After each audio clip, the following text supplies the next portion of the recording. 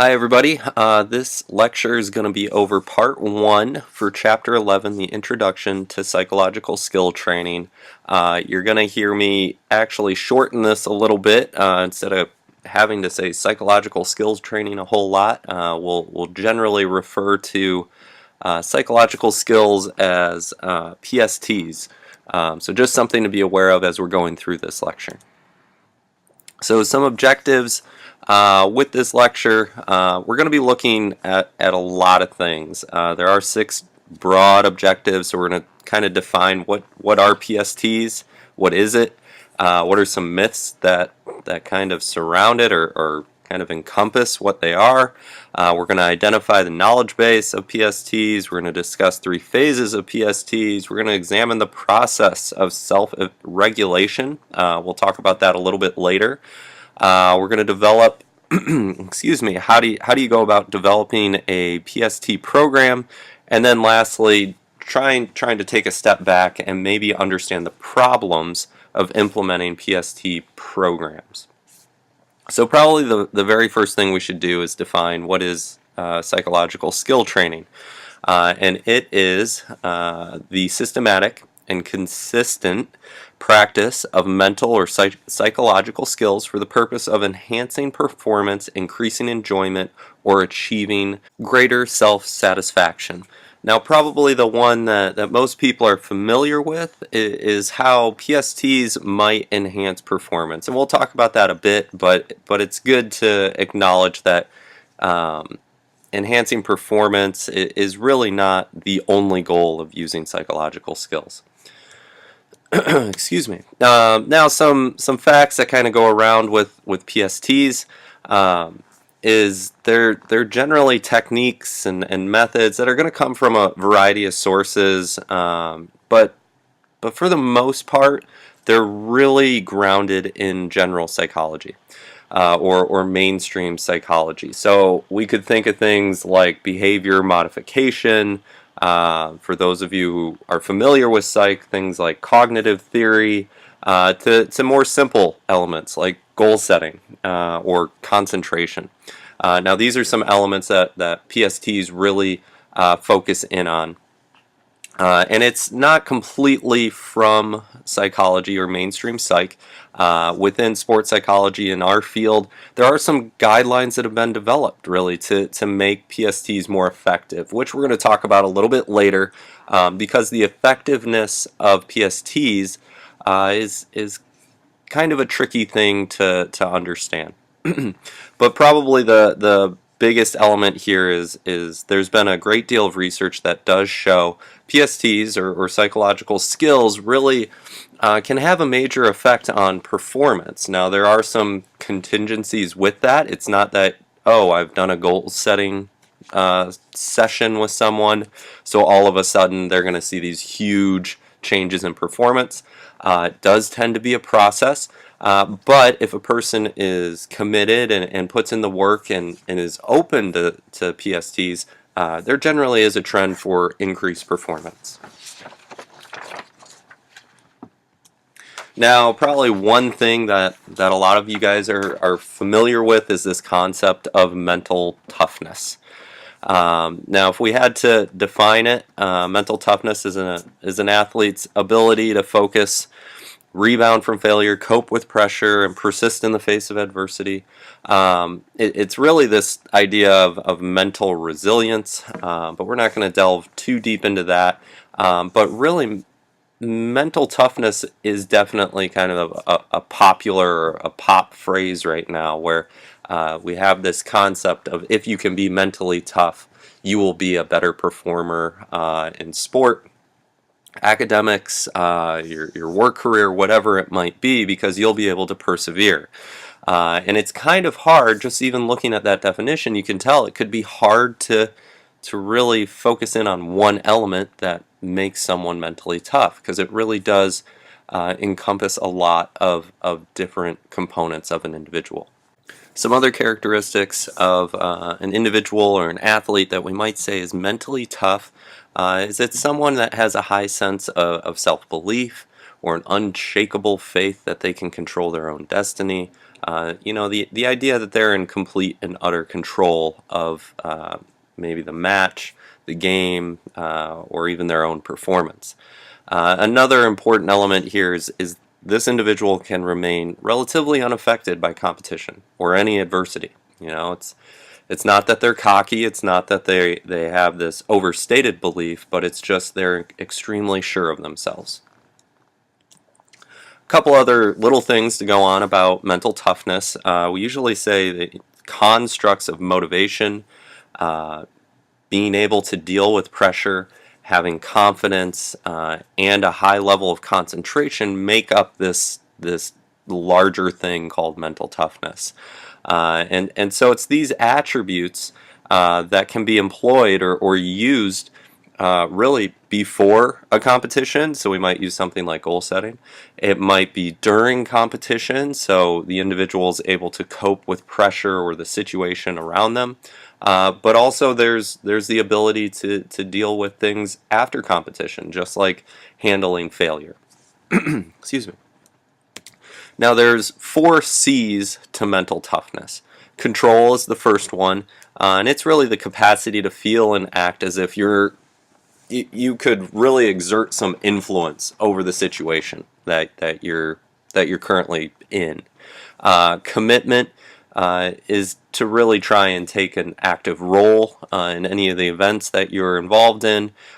Challenge is the perception of change as an opportunity to grow and develop rather than a threat.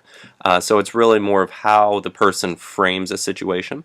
And then the last one is confidence. So confidence is a strong sense of self-belief. And again, that's one of those trickier ones because we don't want to fall into that idea of being cocky or being just a little bit too full of themselves. So since we're talking about PSTs, we've now talked about mental toughness because that's usually where a lot of people will go is how do you develop mental toughness? Well, actually, you've got to develop a lot of stuff to become mentally tough. There's also an importance in the terms of time spent on these PSTs. Okay, so a lot of people want to know, well, if it's during the season, how long do we really need to be working on this? Well, let's think about this a little bit differently. During a season, how long do you spend physically training for a competition? And if you ask an athlete that, if we asked an MSU athlete, they're going to say, oh, a great deal of time, whether I'm watching film, I'm weightlifting, I'm at an actual practice, I'm at a team function. There's a lot of things that go into, excuse me, the physical component, the physical training for competition. Now, the next question that I would pose to someone, well, how long do you spend practicing your psychological skills for a competition? And what's interesting is even though a lot of people will say, oh, the mental side of the game is extremely important, they just don't spend as much time on it. So if it's so important, why don't we see more athletes doing it? We're going to talk about that a little bit more towards the end of this lecture. So this last component here is just kind of, or this last bullet is just something I want you to kind of think of for yourself. How important do you think these psychological or mental skills are to performance and success? 1 being not important and 10 being really important or essential. Now there's kind of the nice quote here at the end that says 90% of the game is half mental by Yogi Berra. Now think about that one a little bit, and it's kind of an interesting concept because you'll hear other people. There have been other people quoted as saying that to perform at really high levels in sport, it's 95% mental, 5% training, blah blah blah, all these things. Well, there's one truth to all of this is the mental side is important, but it can't take up 95% of your performance or your training, because if you can't physically do something, you're not going to excel. So there has to be some rational thought that goes into this as well. So like I just mentioned, or I kind of hinted at in my own preferences, I definitely think the mental side of the game is extremely important, But a lot of people, and if you guys have been doing the reading, you'll read about it. But a lot of people will say it's really important to have these mental skills, but then they're not spending the time on them. Well, why is that? Why is it neglected? And there's generally there's been a lot of research on this, but there's three kind of cornerstones to it. The first one being lack of knowledge and comfort with teaching the mental skills, which is important because who should be teaching these skills? If we're talking about youth athletes, should it be parents? Should it be the coach? Does the team have the resources to bring in someone that can teach these, like a sports psych consultant? Is it for a personal trainer to do, or an athletic trainer? And that gets to be kind of difficult because there's really not a lot of people who are specially trained in teaching these psychological skills. So that gets to be kind of a tricky one to navigate. The next one, misunderstandings about psychological skills. This is kind of an old wives' tale type thing, but it's this idea that they can't be learned, that you're born with these things. So it's kind of the idea of thinking about, are leaders born or are they made? Well, to be honest, we can teach people a great deal about leadership skills and how to really be an effective leader. Now, that's not to say that there are some people who are predisposed to having some of those skills and just kind of being a gifted leader on their own, but that's not to say they can't be made better. So this one's kind of an interesting one, but it's one that the field, sports psychology, really pushes against a lot. And the last one is this idea of lack of time. We hear this one a lot, especially when you're working with teams and athletes. They have so much going on. If you're thinking about college athletes, like I said earlier, they've got practice, they've got training, they've got team functions, they've got, I don't even know, they have to go to the trainer's room, they got to do X, Y, Z, they have to do all these things. Oh, and then they're supposed to be students as well. So there's a great deal of time constraint in their lives. They don't have a lot of freedom.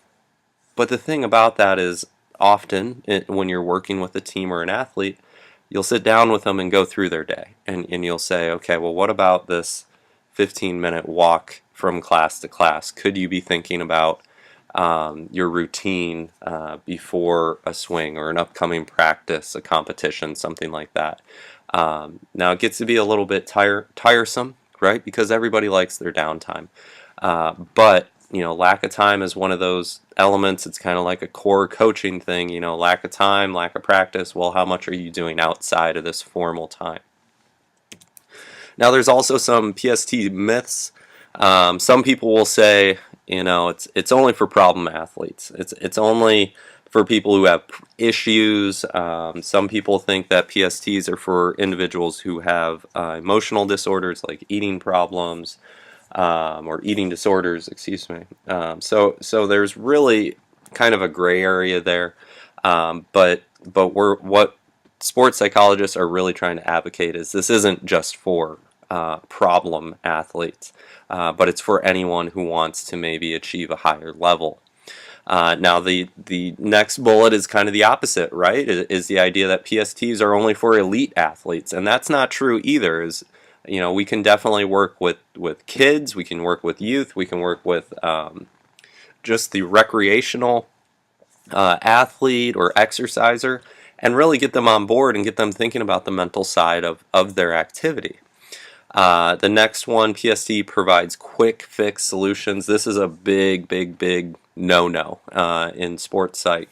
A lot of times sports psychologists are approached looking for that quick fix, that instant gratification, right? They need something, they have a problem, they want it fixed quick, and then they want to go back to their old routine. And that's generally not how PSTs work. There's a lot of time, prep, planning, practice, and then implementation that has to go on. And the last one here is just kind of a goofy one. It's that PSTs are not useful, and there's been a great deal of research that really supports the notion that this stuff works, but it does involve a great deal of commitment by the athlete and possibly by the consultant. So some keys to understanding PSTs. So like I just mentioned, PSTs they're a proven technique. It's got a lot of research and a lot of anecdotal cases that could be shared to show how they do work. But really, something that needs to be hammered home is this idea that the athlete or the coach, whoever you're working with, needs to have some realistic expectations. Again, they shouldn't expect a quick fix. They shouldn't always expect it to come extremely easy. And there tends to be a great deal of work that has to go into these. And that kind of gets at this next bullet point where, psychological skills can be learned. And that's one thing. Like in this class, you guys are going to learn about a lot of psychological skills. But if someone wanted to use them, they've got to be practiced. They've got to be integrated into a person's daily routine. So what they do day to day needs to somehow involve these psychological skills if the person wants to see improvements. Now, some of the knowledge base that's out there, if we look at elite athletes and then maybe compare them with less successful athletes, where might they differ? And research has suggested that the elite athletes generally have higher confidence in themselves. They have a greater sense of self-regulation or arousal. We'll talk about that a little bit. They've got better communication. They have more positive thoughts and images, and they're just more determined and have a higher degree of commitment. Excuse me. Now, while it's useful to talk to elite athletes and maybe less successful athletes, it's also important to talk to athletes and coaches, and maybe talk to them about what skills are most important. And this is generally, this list here is what they came back to the researchers with, and it's arousal regulation, imagery and mental preparation, confidence building, increased motivation and commitment, attention or concentration, self-talk, mental plans, and imagery. And I know that's quite a laundry list there, but this information can be really useful because now a sports psych consultant can go into a meeting with a coach, with an athlete, or with a team and say, we know that in general, maybe these are some things that teams like to work on or individuals like to work on. Do you guys see any of this stuff as something you would like to work on? Now, that's not something you want to do with everyone, but there are some teams that just they're kind of there to go through, they're there to learn from anything you can provide. So while it's useful to have this list, sometimes it's useful to say, what would you guys like to do? What do you guys see as areas that could be improved upon? And I know I've mentioned this effectiveness a couple times, especially if we're thinking about all of these different skills that someone could go through. Well, how do we know if they're effective? The first thing, and we talked about this, I think, in the previous lecture, was this idea of of the difference between clinical psychologists and then educationally based practices. And what we know is that if you can teach athletes and teams and coaches about PSTs, psychological skill training, you'll generally see some enhancement of performance. And again, that has to have some commitment to it, though, right? The person has to buy in and actually try and do these skills. But the other element that's extremely important is you can't go in with this cookie cutter method. You need to be able to individualize a program for a team or an individual. You need to think about how you'll systematically, kind of step by step over time, either change or adapt the skills that you're working on with an individual. And also, you need to think about being what we call multimodal. So that's just using multiple methods. So thinking about how to combine different psychological skills, or such as things like imagery, self-talk, and goal setting. It's kind of an interesting combo there, but you can think of, if you're doing some imagery, you could have it geared towards a certain set of goals, and with the imagery session, you implement some positive self-talk. Now, I know that's kind of a bit busy there, but that information is going to be very important, and it's just important to note that there's not always one path to go from A to B. That you can definitely take a lot of uh, different pathways, a lot of stops along the way to see that development take place. So that's the end of part one. Please move on to the next part, and that'll finish up the lecture on this chapter.